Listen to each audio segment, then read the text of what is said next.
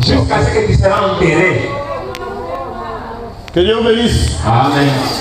Et tout ça, c'est seulement la parole qui doit nous montrer comment le chercher et où. Hébreux 4, 12. Car la parole de Dieu est vivante et efficace, plus tranchante qu'une épée quelconque à deux tranchants, pénétrante jusqu'à partager âme et esprit, jointure et moelle. Elle juge les sentiments et les pensées du cœur.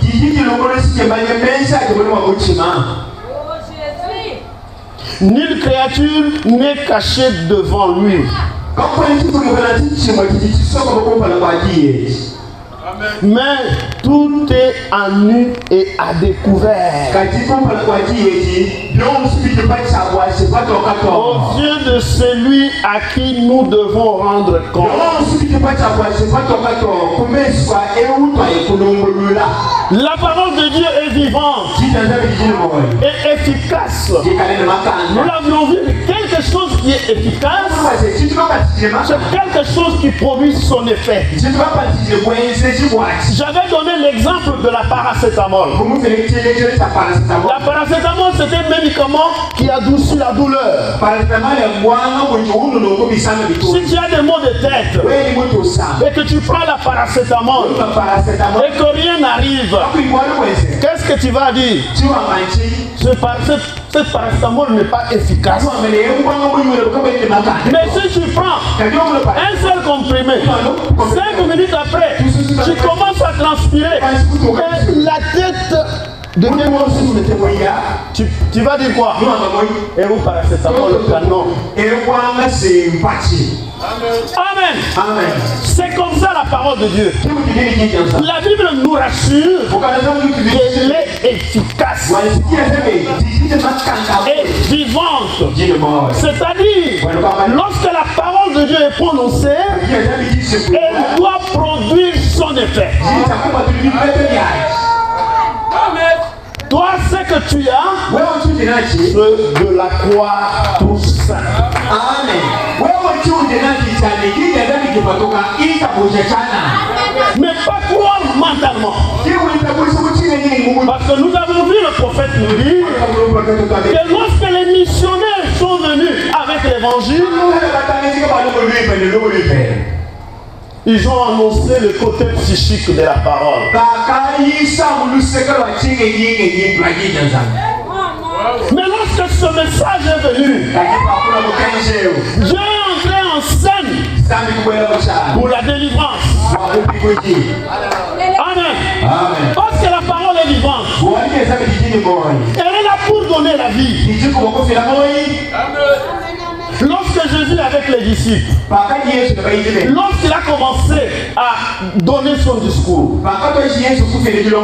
allez dire, je suis le pain qui est descendu du ciel, celui qui me mange aura la vie. Si quelqu'un ne mange pas ma chair, ne voit pas mon sang, les gens se sont découragés, sont partis. Moïse nous a dit que nous ne devions pas manger la chair de son sang. Mais comment il peut nous recommander à manger son sang?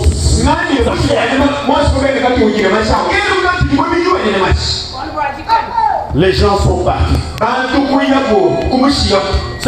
Si le loué disait, le prophète est venu nous visiter, et ceci et cela, quand il voyait les miracles et tout.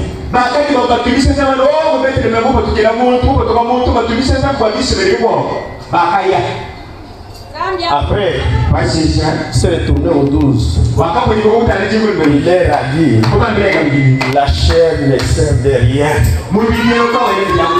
C'est l'esprit qui vivifie. Et les paroles que je vous ai annoncées sont esprit et vie. Alléluia. Cette parole qui vivifie, ce ne sont pas les citations que tu as mis dans la tête. Ce ne sont pas les versets que tu as mémorisés. Amen. Amen. Nous devons renoncer à la foi intellectuelle, mais croire du cœur. Lorsque vous croyez du cœur, vous devenez dépendant de la parole.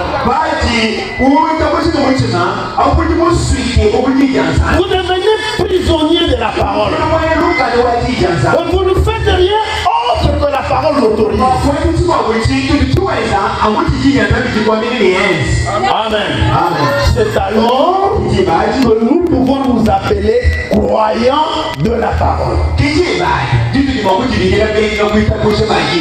Au cas contraire, s'appeler chrétien, ça devient un nom blasphématoire. C'est ça, non? Oui. Si vous ne vivez pas la parole de Dieu, si vous n'avez pas la vie de Christ, si vous ne manifestez pas la vie de Christ, si tu t'appelles chrétien, ça devient un nom blasphématoire. Que votre lumière luise ainsi devant les hommes. Tu vois vos bonnes œuvres. Parce que vous êtes la lumière du monde. Vous êtes le sel de la terre. Si le sel perd sa saveur, avec quoi la lui rendra-t-on? Oui, mais dit, le sel, c'est un agent conservateur.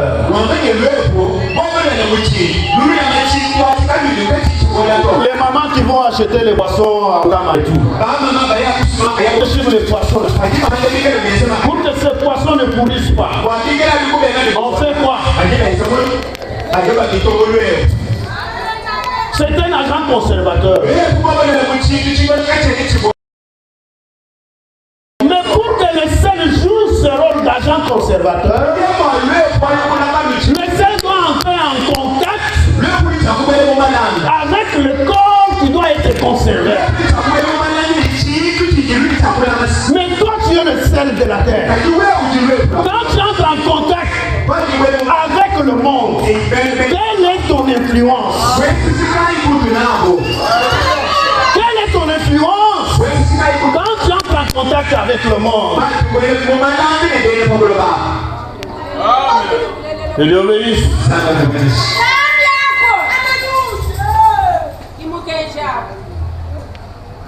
Marie et Joseph sont allés à la fête. Ils ont amené avec eux l'enfant Jésus. Ils ont fêté. Ils ont fait tout ce qu'il fallait faire. Mais au moment de retourner, l'unique enfant que vous avez,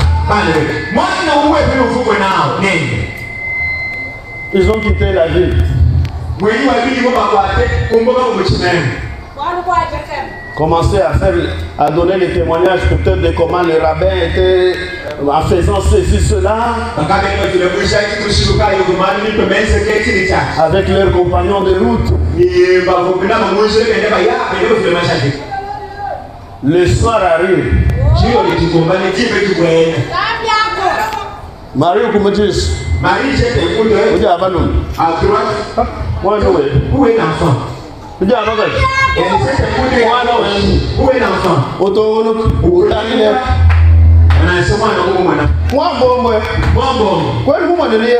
pas vu mon fils Jésus? Non, je ne l'ai pas vu. Grand frère Canal, n'as-tu pas vu Jésus? Oh,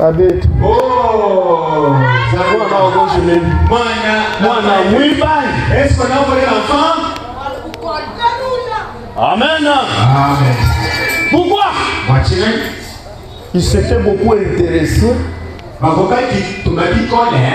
aux membres de leur famille. Ils se sont intéressés aux amis. Ils ont oublié de vérifier Si